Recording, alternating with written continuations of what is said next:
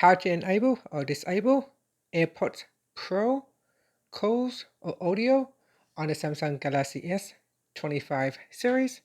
First, tap on the home button to return back to the home screen.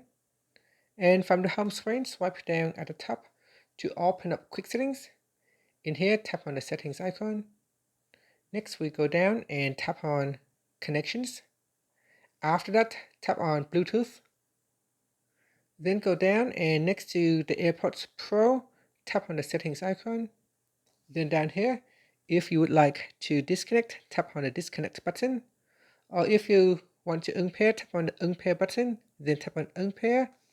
Once it is unpair, you can now use your AirPods on a different mobile device. And that's it. Finally, you can tap on the back key or tap on the home button to return back to the home screen. Thank you for watching this video. Please like and subscribe to my channel for more videos.